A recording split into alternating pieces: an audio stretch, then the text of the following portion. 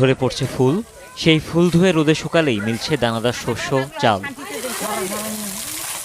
দিনাজপুরের ফুলবাড়ী উপজেলার পাকাপান গ্রামের দিনমজুর সাঞ্জু রায় কিছুদিন আগেও দুবেলা ভাতের চাল জোগাড় করতে পারতেন না।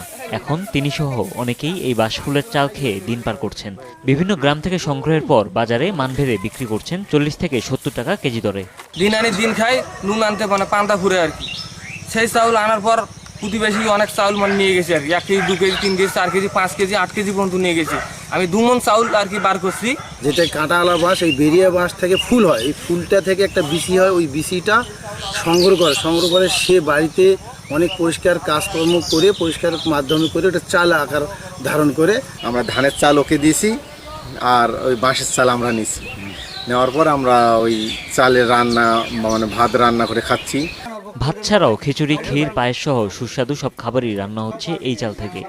ফুল হয়ে চাল হয়ে আমরা ওটা অভাব ছিল, তখন ওটা আমরা শুনতে আনি মেলে ঢিকি ছাঁটে চালটা বার করে ওটা আমরা রুটি করে তৈরি করে খাইছি। মানে বাঁশের ফুলের চাউলটা যে আমরা তৈরি করছি, পায়েস রান্না করে দেখলাম, খুবই সুস্বাদু। ভাত খাওয়া যাচ্ছে, রুটি খাওয়া যাচ্ছে, ছাতু খাওয়া যাচ্ছে। এইরকম ভাড়া দেখি নেই, এই বাস্তবে এবার দেখেছি বাঁশের চাউল। বিশেষ জাতের বেরিয়া বাঁশ থেকে পাওয়া যায় এই চাল, যা চাষাবাদ ছাড়াই মিলছে গ্রামাঞ্চলের বাঁশঝাড়ে। জেলা কৃষি কর্মকর্তা বলছেন, সাধারণ চাল থেকে স্বাদে পুষ্টিতে কোনো অংশে কম নয় এই চাল।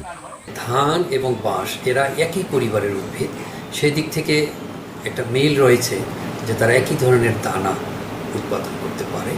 তো এই চালটা খাওয়ার উপযোগী এবং এখানকার যে পুষ্টিগুণ সেটা সাধারণ চালের চেয়ে কোনো অংশেই কম নয়। প্রতিবেশী দেশে এই চাল সংগ্রহ ও ব্যবস্থাপনা উন্নত। বাংলাদেশের চাষ ও বাজার সম্প্রসারণ নিয়ে কাজ শুরু করেছে কৃষি বিভাগ।